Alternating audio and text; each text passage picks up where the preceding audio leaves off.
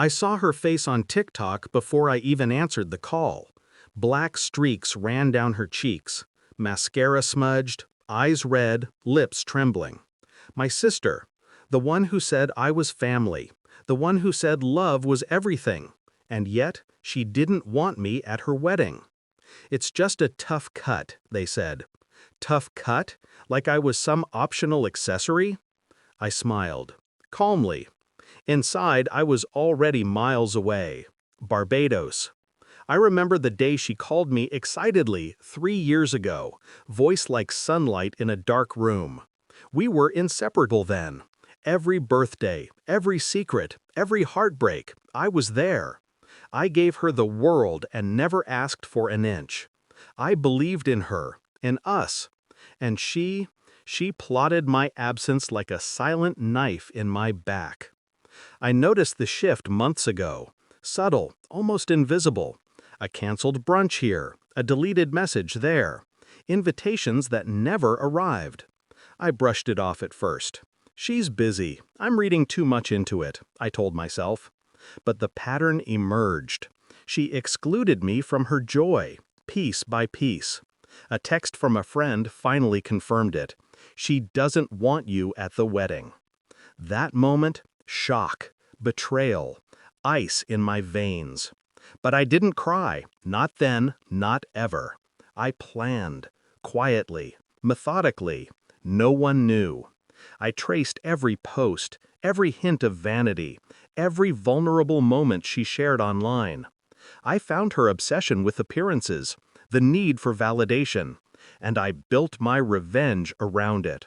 First, the suite. Oceanfront, sunset view, private pool, Barbados. Not to sulk, but to position myself above the chaos, untouchable, serene. Meanwhile, I quietly acquired the social proof she craved. Mutual friends on my side, subtle whispers of envy that I was living larger than she imagined. I curated an image of someone thriving while she staged her perfect day. Then, timing. The wedding day. Precisely. I stayed offline in the morning, letting her believe I was oblivious. Then, I watched her unravel. First, TikTok, the one I saw. My heart didn't tighten, it expanded. Not in malice, not in cruelty, but in quiet satisfaction. She had built an image of happiness for the world, a carefully edited version of herself. And now she was collapsing in front of thousands, unseen by me, but captured for all to witness. Family called incessantly. "Why aren't you there? She's asking for you." I let the phone ring. Each call a reminder of the power I had to control my narrative. I could appear devastated. I could call and cry or rage. I chose silence. The silence was louder than words. I replayed her tears on my phone while I sipped something cold by the pool. She didn't recognize the irony. She had excluded me to prove something: social dominance, familial allegiance, some fleeting sense of superiority.